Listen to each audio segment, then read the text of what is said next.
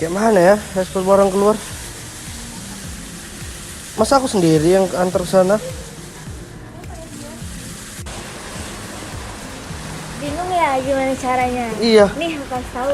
Hal pertama yang harus disiapkan untuk para eksportir adalah dokumen ekspor. Yang pertama ada dokumen finansial berupa draft, perintah tidak bersyarat untuk membayar sejumlah uang.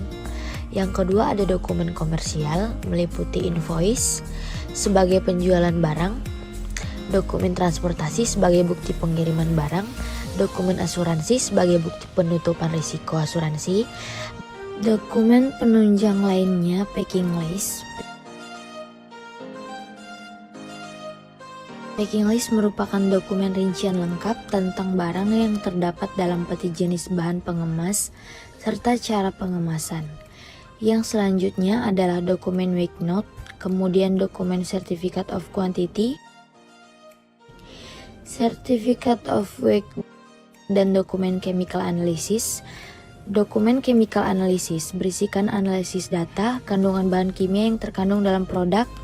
Dan yang terakhir adalah tes sertifikat.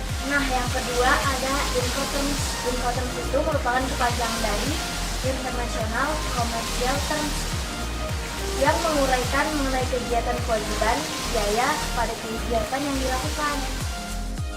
Dalam Incoterms ada 13 macam terms of delivery yang dikelompokkan ke dalam 4 kategori. Masing-masing kategori itu dikelompokkan berdasarkan inisial mereka. Syarat C yaitu penjual harus menanggung biaya pengangkutan barang. Syarat D yaitu penjual berkewajiban menanggung semua biaya risiko atas pengiriman barang sampai ke pelabuhan tujuan.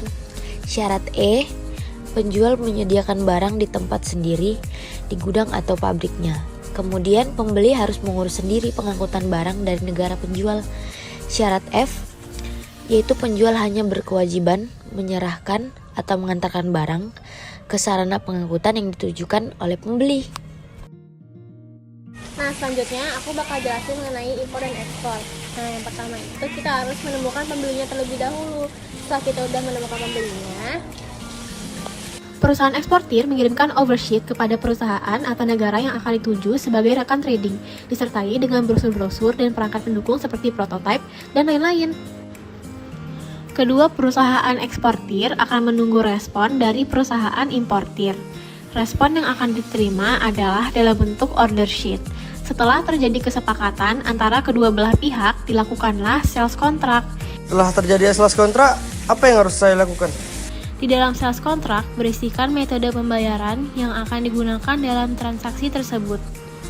Ada beberapa metode pembayaran yang ada dalam dunia ekspor dan impor.